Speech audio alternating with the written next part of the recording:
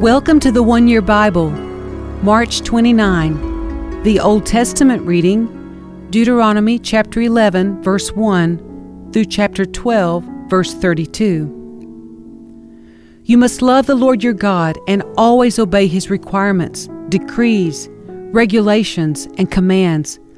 Keep in mind that I'm not talking now to your children who have never experienced the discipline of the Lord your God or seen His greatness and His strong hand and powerful arm. They didn't see the miraculous signs and wonders He performed in Egypt against Pharaoh and all his land. They didn't see what the Lord did to the armies of Egypt and to their horses and chariots, how He drowned them in the Red Sea as they were chasing you. He destroyed them, and they have not recovered to this very day. Your children didn't see how the Lord cared for you in the wilderness until you arrived here. They didn't see what He did to Dathan and Abiram, the sons of Eliab, a descendant of Reuben, when the earth opened its mouth in the Israelite camp and swallowed them, along with their households and tents and every living thing that belonged to them. But you have seen the Lord perform all these mighty deeds with your own eyes. Therefore be careful to obey every command I'm giving you today, so you may have strength to go in and take over the land you are about to enter. If you obey, you will enjoy a long life in the land the Lord swore to give to your ancestors and to you, their descendants, a land flowing with milk and honey. For the land you are about to enter and take over is not like the land of Egypt from which you came, where you planted your seed and made irrigation ditches with your foot as in a vegetable garden. Rather, the land you will soon take over is a land of hills and valleys with plenty of rain, a land that the Lord your God cares for. He watches over it through each season of the year.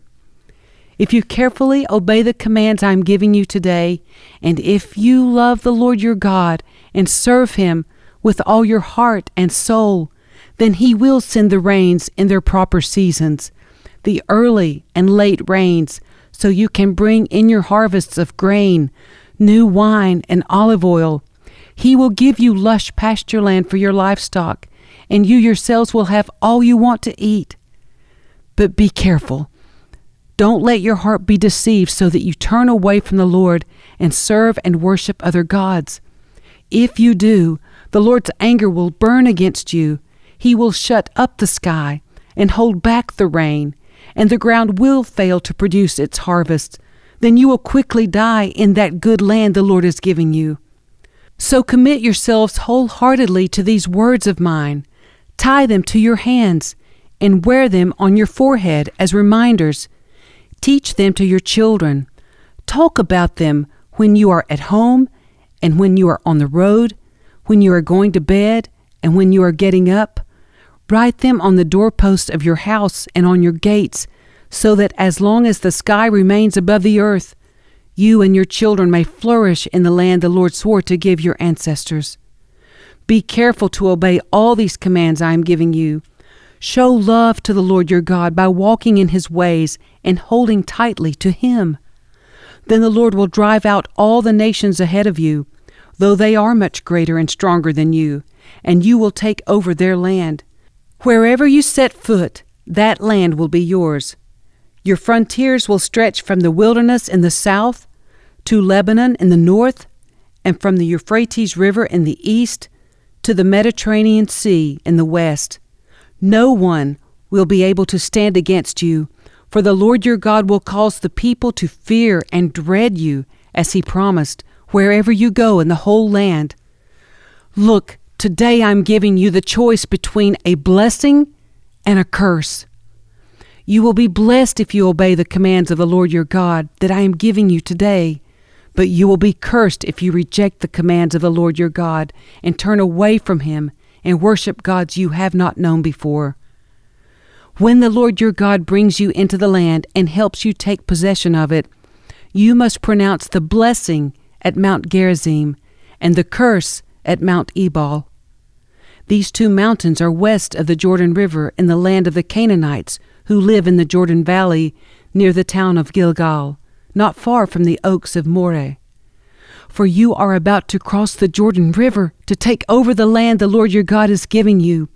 When you take that land and are living in it, you must be careful to obey all the decrees and regulations I am giving you today.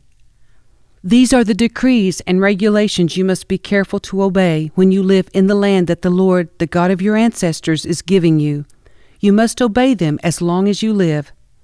When you drive out the nations that live there, you must destroy all the places where they worship their gods, high on the mountains, up on the hills, and under every green tree. Break down their altars and smash their sacred pillars. Burn their Asherah poles and cut down their carved idols. Completely erase the names of their gods. Do not worship the Lord your God in the way these pagan peoples worship their gods. Rather, you must seek the Lord your God at the place of worship He Himself will choose from among all the tribes, the place where His name will be honored. There you will bring your burnt offerings, your sacrifices, your tithes, your sacred offerings, your offering to fulfill a vow, your voluntary offerings, and your offerings of the firstborn animals of your herds and flocks. There you and your families will feast in the presence of the Lord your God, and you will rejoice in all you have accomplished, because the Lord your God has blessed you. Your pattern of worship will change. Today all of you are doing as you please, because you have not yet arrived at the place of rest, the land the Lord your God is giving you as your special possession. But you will soon cross the Jordan River and live in the land the Lord your God is giving you. When He gives you rest from all your enemies, and you're living safely in the land, you must bring everything I command you: your burnt offerings, your sacrifices, your tithes, your sacred offerings, and your offerings to fulfill a vow, to the designated place of worship, the place the Lord your God chooses for His name to be honored. You must celebrate there in the presence of the Lord your God with your sons and daughters and all your servants, and remember to include the Levites who live in your towns, for they will receive no allotment of land among you. Be careful not to sacrifice your burnt offerings just anywhere you like. You may do so only at the place the Lord will choose within one of your tribal territories. There you must offer your burnt offerings and do everything I command you. But you may butcher your animals and eat their meat in any town whenever you want. You may freely eat the animals with which the Lord your God blesses you. All of you, whether ceremonially clean or unclean, may eat that meat, just as you now eat gazelle and deer. But you must not consume the blood. You must pour it out on the ground like water. But you may not eat your offerings in your hometown, neither the tithe of your grain and new wine and olive oil, nor the firstborn of your flocks and herds, nor any offering to fulfill a vow, nor your voluntary offerings, nor your sacred offerings. You must eat these in the presence of the Lord your God at the place He will choose. Eat them there with your children, your servants, and the Levites who live in your towns, celebrating in the presence of the Lord your God in all you do. And be very careful never to neglect the Levites as long as you live in your land. When the Lord your God expands your territory as He has promised, and you have the urge to eat meat, you may freely eat meat whenever you want. It might happen that the designated place of worship, the place the Lord your God chooses for His name to be honored, is a long way from your home. If so, you may butcher any of the cattle, sheep, or goats the Lord has given you, and you may freely eat the meat in your hometown as I have commanded you. Anyone, whether ceremonially clean or unclean, may eat that meat, just as you do now with the gazelle and deer. But never consume the blood, for the blood is the life, and you must not consume the lifeblood with the meat. Instead, pour out the blood on the ground like water. Do not consume the blood, so that all may go well with you and your children after you, because you will be doing what pleases the Lord. Take your sacred gifts and your offerings given to fulfill a vow to the place the Lord chooses. You must offer the meat and blood of your burnt offerings on the altar of the Lord your God. The blood of your other sacrifices must be poured out on the altar of the Lord your God. but you may eat the meat. Be careful to obey all my commands so that all will go well with you and your children after you, because you will be doing what is good and pleasing to the Lord your God. When the Lord your God goes ahead of you and destroys the nations, and you drive them out and live in their land, do not fall into the trap of following their customs and worshiping their gods. Do not inquire about their gods, saying, "How do these nations worship their gods? I want to follow their example." You must not worship the Lord your God the way the other nations worship their gods, for they perform for their gods every detestable act that the Lord hates. They even burn their sons and daughters as sacrifices to their gods. So be careful to obey all the commands I give you. You must not add anything to them or subtract anything from them.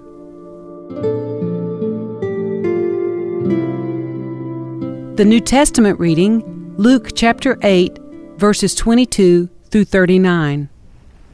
One day Jesus said to his disciples, "Let's cross to the other side of the lake." So they got into a boat and started out. As they sailed across, Jesus settled down for a nap. But soon a fierce storm came down on the lake. The boat was filling with water, and they were in real danger. The disciples went and woke him up, shouting, "Master, Master, we're going to drown!" When Jesus woke up, he rebuked the wind and the raging waves. Suddenly, the storm stopped, and all was calm. Then he asked them, "Where is your faith?" The disciples were terrified and amazed. "Who is this man?" they asked each other. "When he gives a command, even the wind and waves obey him." So they arrived in the region of the Gerasenes, across the lake from Galilee. As Jesus was climbing out of the boat, a man who was possessed by demons came out to meet him. For a long time he had been homeless and naked, living in the tombs outside the town. As soon as he saw Jesus, he shrieked and fell down in front of him. Then he screamed, "Why are you interfering with me, Jesus, Son of the Most High God? Please, I beg you, don't torture me." For Jesus had already commanded the evil spirit to come out of him. This spirit had often taken control of the man. Even when he was placed under guard and put in chains and shackles, he simply broke them and rushed out into the wilderness, completely under the demon's power. Jesus demanded, "What is your name?" "Legion," he replied, for he was filled with many demons. The demons kept begging Jesus not to send them into the bottomless pit. There happened to be a large herd of pigs feeding on the hillside nearby, and the demons begged him to let them enter into the pigs. So Jesus gave them permission. Then the demons came out of the man and entered the pigs, and the entire herd plunged down the steep hillside into the lake and drowned. When the herdsmen saw it, they fled to the nearby town and the surrounding countryside, spreading the news as they ran. People rushed out to see what had happened. A crowd soon gathered around Jesus, and they saw the man who had been freed from the demons. He was sitting at Jesus' feet, fully clothed and perfectly sane, and they were all afraid. Then those who had seen what happened told the others how the demon-possessed man had been healed. And all the people in the region of the Gerasenes begged Jesus to go away and leave them alone, for a great wave of fear swept over them. So Jesus returned to the boat and left, crossing back to the other side of the lake. The man who had been freed from the demons begged to go with him, but Jesus sent him home, saying, "No, go back to your family and tell them everything God has done for you." So he went all through the towns proclaiming the great things Jesus had done for him.